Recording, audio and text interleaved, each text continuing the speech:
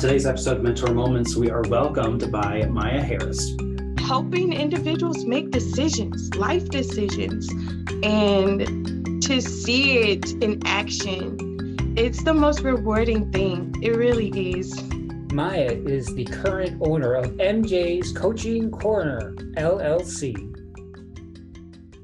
All right, we're here for another episode of season 2. We have another wonderful guest, Maya Harris. Maya, we're so glad to have you.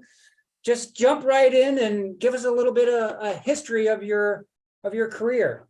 All right. Well, thank you so much for having me. My name is Maya Harris, and I am now the owner of MJ's Coaching Corner. So a little about my background. I graduated from the master's program at Maryville, the rehab program in 2015, I believe. So 2015, I became a graduate of the program. Prior to that, though, I lived in Kentucky, where I really kind of started my journey in working with individuals with disabilities. I worked for an agency that provided supportive community living. So I was over more of the youth transition piece of that. So going into the schools, learning about IEPs, being an advocate for our participants at that time, understanding the roles and rules about supportive community living and residential living.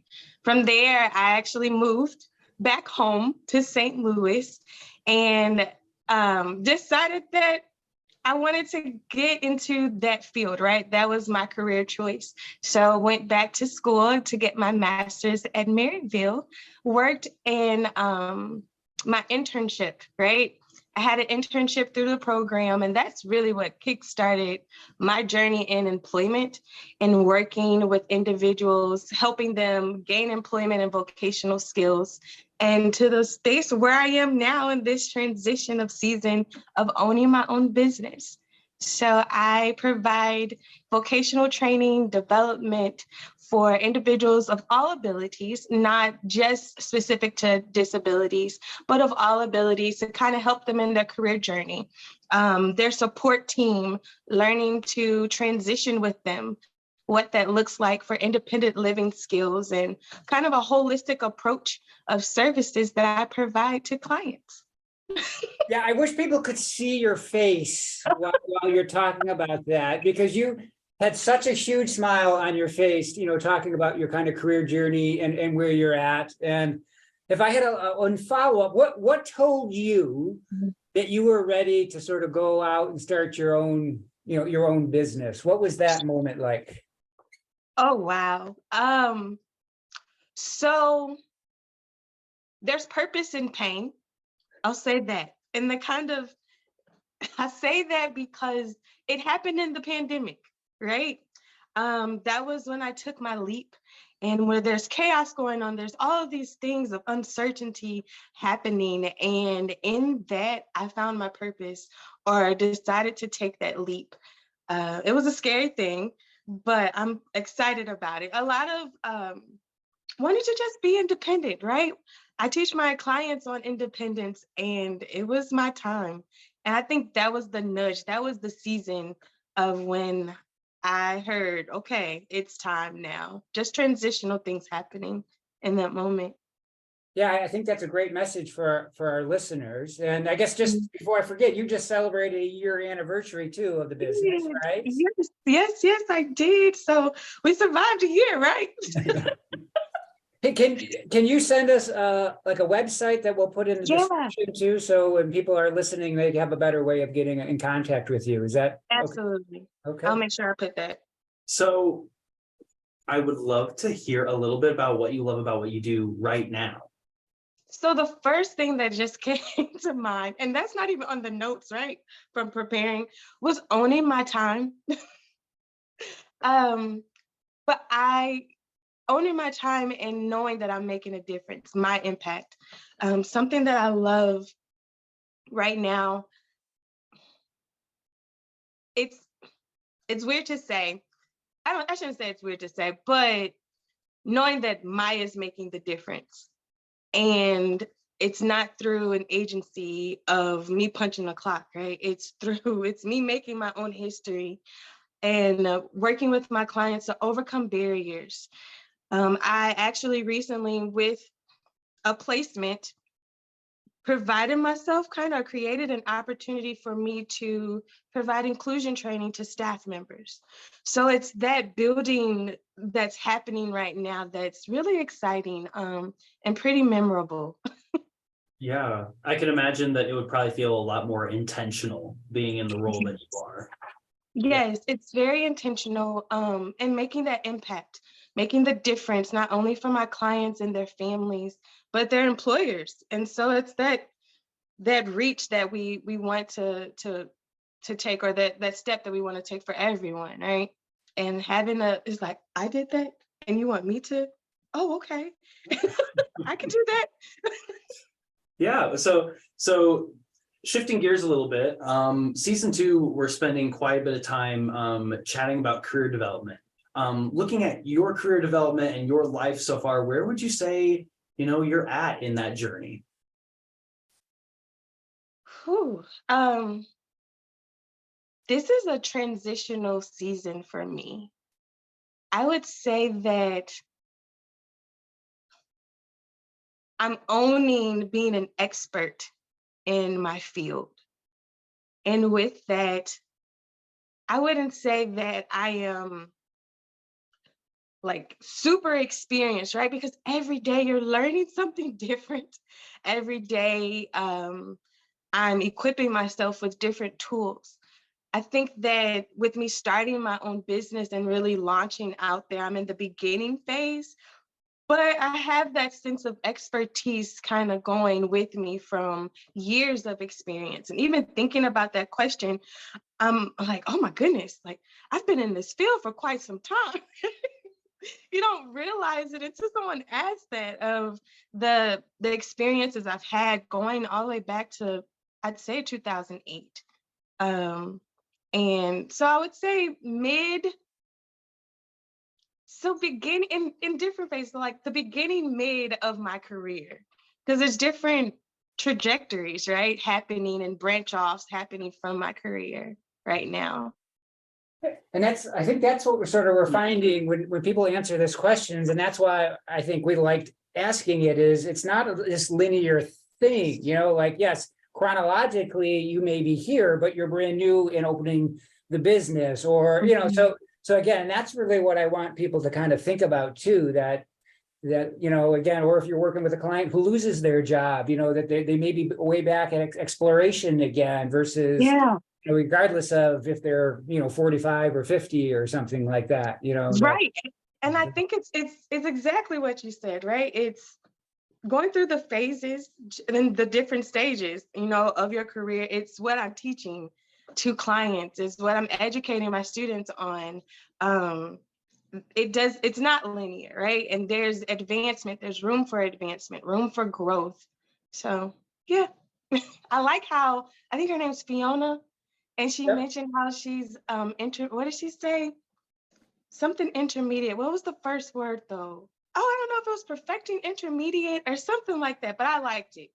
Yeah, we have to Like, let that's a Fiona good know. description. Yeah, she was our just most recent release here. So yeah. I can relate. We need to give a shout out to Fiona. She's interviewing next Thursday for a PhD program at Michigan State. So we got Good vibes, yeah. You sort of talked about our third question here a little bit when you talked about the pandemic and sort of kickstarting you for going out into your own business, your own private practice. But can you share with us any moments that were impactful to your career development and what you learned, maybe working with a client, or maybe again about yourself, and so. So it's weird that in this season I have many impactful moments, right?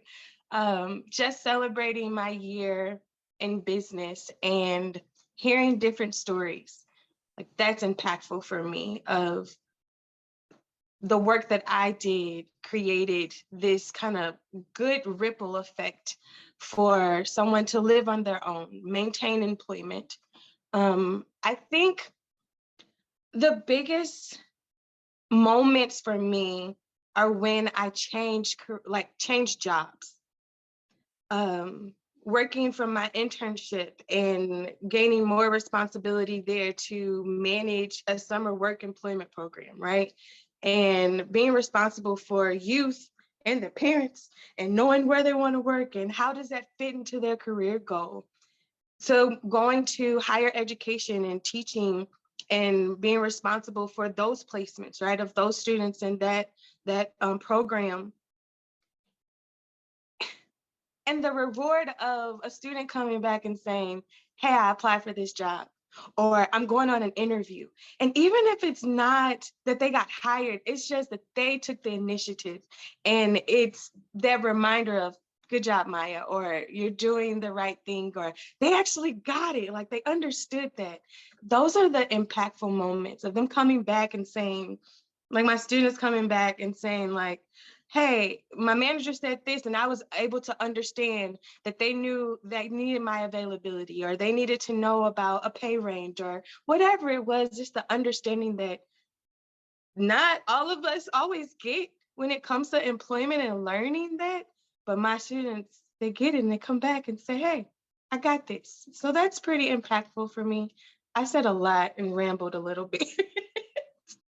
Great. Yeah, no, it's great. Again, I said it before, we're just seeing your passion come through, or we're hearing your passion come through for our listeners. So, Oh, thank you. It's very rewarding on this side. You learn, right? You go to school, you get the education, and then, you know, you have your internships and you have your first job, and it's like, oh, big responsibility. Now it's on me of helping individuals make decisions, life decisions, and to see it in action. It's the most rewarding thing. It really is. well, I mean, to take your cue, I'm sitting here with two former students as well. So I Yep. get, you know, so, You're right. In this moment, Dr. Keener, yes, right? Good job. I'm really curious about anything that has like surprised you, or maybe was a challenge that you weren't expecting. I think learning a lot about myself, right? As a counselor, as a rehab counselor, you're providing tools, you're providing resources for individuals, and you see the potential, right? Maybe in like, this is a great fit of what your client wants in a job, or what they want in an apartment, or transitional phases, and you finding that match and it not working, right? How do you overcome that part? And for me, because I'm an emotional being at times, not holding on to what I think might be a bad moment, right?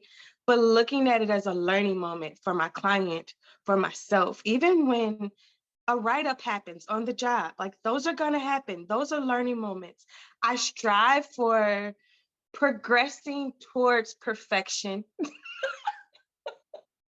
I use that very loosely, right? Like, it's not about perfection, Maya, it's about progression. And not being too hard on myself when those things don't work out exactly how I have planned in my head. But yeah. I mean, growth mindset. If somebody hasn't learned about growth mindset, I mean, this is the episode to sort of maybe read more about it. That's, I mean, again, just hearing you talk about, again, about progression, or just being open to learning and new challenges that you still have more to give. Well, we all know that we get major self-efficacy of what we do is who we are, but we also are more than that. So what do you love to do outside of work? Outside of work. So recently I tapped back into my passion of musical theater and theater. So acting and performing, the stage was calling my name again. So that's something that I really enjoy. I love theater. I love music. My first degree is I have a bachelor's in music. And so that's been my passion. And recently I've been able to tap back into that. That's been rewarding. Do you have any like shows, like upcoming shows? We need to put that in the So description. there are a few things coming up in 2023. I just completed a show near the end of last year. So in November, I did a show. And so that was like my first show in 5 years, getting back into it. But yeah, in Kentucky, I did professional theater there. And so put a pause on it because, well, rehab counseling called my name, but also I learned at that time that in that profession, you know, you have to have some stability. And I didn't really like how the pay was working when it came to auditioning and doing shows. So that was another reason why. Something I can teach my clients, right? Like, hey, we're going into this acting field. This is what you need to know. Well, again, and I don't mean to jump on Brayton here if I'm taking his questions, but are there transferable skills that you see in both, right? Yeah. Is there Yeah. something about counseling and performing that you see or Yes, yes. So many, right? Be I don't want to say being on, but in acting, you know, there's little moments. Something, okay, here's a moment. For acting, knowing that one moment is a moment, right? If you're on stage, not trying to recreate that moment because that was that moment. The same thing in therapy, right? Not trying to recreate the moments, but appreciating what's new and what's fresh and what's the learning moment from that. So many crossovers. There really are. Yeah, I mean, I'm even like, maybe I'm taking this too many steps far, but like, I noticed a theme, Maya, that you've said like, well, there's a time for this. There's a time for theater. There's a time to be in graduate school. There's a time for this moment and that's okay, you know? Yeah. Yeah, that's a great learning moment, right? And being okay with it. That's the part. Being okay with the timing. Even for this interview, like the timing of it. Because this was supposed to happen a while ago.